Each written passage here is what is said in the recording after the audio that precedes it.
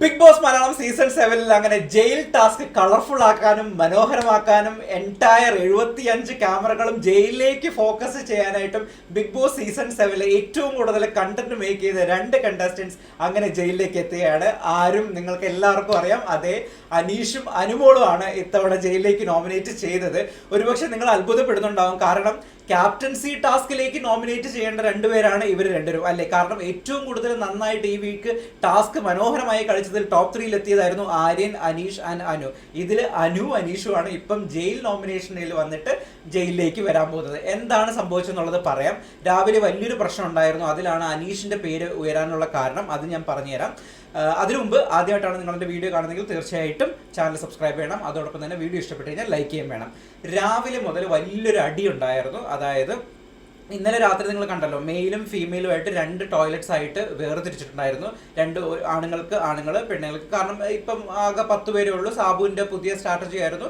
സാബുമാൻ്റെ ക്യാപ്റ്റൻസിയിൽ ആര്യനൊക്കെ പറഞ്ഞിട്ടാണ് അങ്ങനെ ഒരു സംഭവം ഉണ്ടാക്കിയത്. സംഭവം ഇന്ന് രാവിലെ മോർണിംഗ് സോങ് എല്ലാം കഴിഞ്ഞ് എല്ലാവരും എണീറ്റതിന് ശേഷം നമ്മുടെ അനീഷ് മെയിലിൻ്റെ ടോയ്ലറ്റിലേക്ക് പോവുകയാണ്. മെയിലിൻ്റെ ടോയ്ലറ്റ് പോകുമ്പോഴത്തേക്ക് ആരോ 2 പോയിട്ട് അവിടെ സാധിച്ചു വെച്ചേക്കുന്നു. സംഭവം ഫ്ലഷ് ചെയ്തിട്ടില്ല. ഇത് നേരെ വന്ന് ക്യാപ്റ്റനായ സ്വാഭാവികമായിട്ടും അനീഷ് ക്യാപ്റ്റനായിട്ടുള്ള നമ്മുടെ സാബുമാനോട് പറയുന്നു. അതിനുശേഷം വീട്ടിലുള്ള ഓരോരുത്തരുടെ സാബുമാൻ ചോദിക്കുന്നു. ഇതാണ് കാര്യം.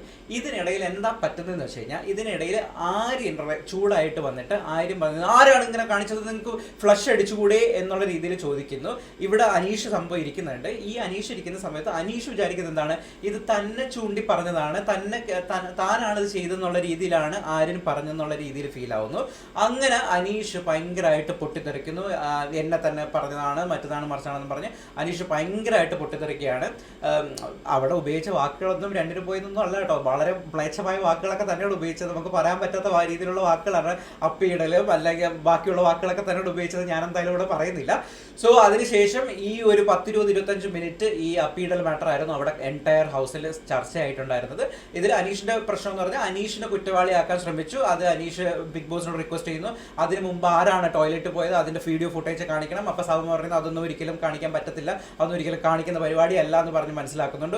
ഇതിൽ പൊട്ടിത്തെറിച്ചതാണ്. അതായത് അപ്പോഴും ആരും എന്ന് പറയുന്നത്, ഞാൻ നിങ്ങളല്ല ഉദ്ദേശിച്ചത്, ആരാണോ ചെയ്തത് അവരെയാണ് ഞാൻ ഉദ്ദേശിച്ചത്, അല്ലാതെ നിങ്ങളല്ല എന്നുള്ളത് ആരും കറക്റ്റായിട്ട് പറയുന്നുണ്ട്. പക്ഷെ അത് അനീഷ് ഉൾക്കൊള്ളുന്നില്ല. അനീഷ് വിചാരിക്കുന്നത് അനീഷിനെയാണ് പറഞ്ഞത്. ഇതാണ് ഫസ്റ്റ് മാറ്റർ.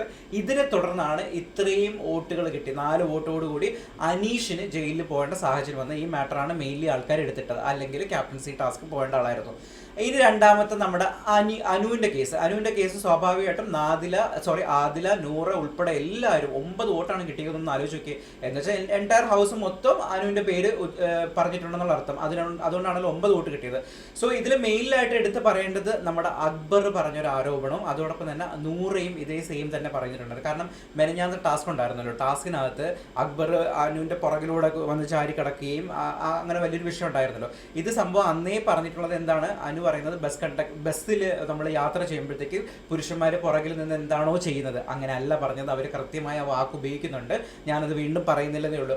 ആ രീതിയിലുള്ള ആക്റ്റാണ് അക്ബർ അന്ന് കാണിക്കുന്നതെന്ന് അക്ബറിനോട് അന്ന് അനു പറഞ്ഞിട്ടുണ്ടായിരുന്നു സംഭവം. ഓക്കെ, ഇത് നൂറ എടുത്തിടുന്നു. നൂറ പറയുന്നു ഇങ്ങനെ പറഞ്ഞത് ശരിയായില്ല എന്ന് പറയുന്നു. അതിനുശേഷം അക്ബർ വന്നിട്ട് ഇത് ഭയങ്കര കോലാഹലം ഉണ്ടാക്കുന്നുണ്ട്. അക്ബർ പറയുന്നു, നീ വെളിയിലങ്ങനോ ആയിരുന്നെങ്കിൽ നിന്റെ 2 കാലും വെട്ടി എടുത്തേനെ, നിന്നെ മര്യാദയ്ക്ക് നടക്കാൻ സമ്മതിക്കത്തില്ലായിരുന്നു, അതാണ് മറ്റതാണ് മറിച്ചതാണ്, ലാലേട്ടൻ വരുമ്പോഴത്തേക്ക് നിന്നെ കൊണ്ട് ഞാൻ മാപ്പ് പറയ്ക്കും, ഇങ്ങനെയൊക്കെ പറഞ്ഞതിന് എന്നും പറഞ്ഞിട്ട് ഭയങ്കര ഭീഷണിയാണ് അനുവിനെതിരെ അക്ബർ ഉന്നയിക്കുന്നത്. അക്ബറിനോടും ഇതേ കാര്യം തന്നെയാണ്. അനുവും നോമിനേറ്റ് ചെയ്യാനായിട്ട് ഉപയോഗിക്കുന്ന കാര്യം ഇത് തന്നെയാണ്. എൻ്റെ പുറകിൽ കൂടെ ഇത് എൻറ്റയർ ബോഡിയുടെ വെയിറ്റ് ഫുള്ള് പുള്ളിയുടെ ഇതിലായിരുന്നു. ആൻഡ് മൂക്കിൻ്റെ പാലം ഓൾറെഡി പൊട്ടിയിരിക്കുന്നതാണ്. അതിൻ്റെ സർജറി ഓൾറെഡി ഡോക്ടേഴ്സ് റെക്കമെൻഡ് ചെയ്തതാണ്. പക്ഷേ ഷോയിലേക്ക് വരുന്നതായതുകൊണ്ട് എനിക്ക് ചെയ്യാൻ പറ്റിയില്ല. ഇപ്പം വീണ്ടും അതിന് പരിക്ക് വീണ്ടും കുറച്ചും കൂടെ കൂടിയിട്ടുണ്ട് എന്നൊക്കെയാണ് അനു പറയുന്നത്.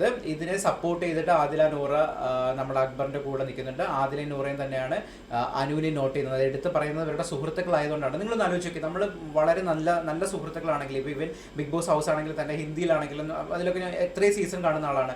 ഇപ്പോൾ നല്ല ക്ലോസ്ഡ് ആയിട്ടുള്ള സുഹൃത്തുക്കളാണെങ്കിൽ അവരവരുടെ ഒരു പ്രശ്നം വരുമ്പോഴത്തേക്ക് മാറ്റി നിർത്തി പറഞ്ഞു കൊടുക്കുക, അല്ലാതെ ബാക്കിയുള്ളവർക്ക് വലിച്ചു കയറാൻ വേണ്ടിയിട്ട് എടുത്തിട്ട് കൊടുക്കുകയല്ല ചെയ്യേണ്ടത്. നല്ല സുഹൃത്തുക്കളെന്ന് പറയുന്നത്.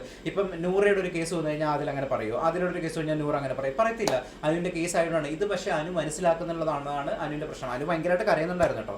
അനു കരയുന്നെന്ന് പറഞ്ഞാൽ നെവിന്റെ കേസും പറഞ്ഞിട്ടാണ്. നെവിൻ കംപ്ലീറ്റ് പുറകെ നടന്ന് അറ്റാക്ക് ചെയ്തുകൊണ്ടിരിക്കുകയാണ്. നെവിൻ ഏതൊക്കെ രീതിയിൽ ബുദ്ധിമുട്ടിക്കാമോ ആ രീതിയിലൊക്കെ നെവിൻ ബുദ്ധിമുട്ടിക്കുന്നുണ്ടെന്ന് പറഞ്ഞാൽ അനു ഭയങ്കരമായിട്ട് കരയുന്നുണ്ട്. എൻറ്റയർ ജയിൽ നോമിനേഷനിൽ എൻറ്റയർ ടൈം അനു കരഞ്ഞുകൊണ്ടാണ് സംസാരിച്ചുകൊണ്ടിരുന്നത്.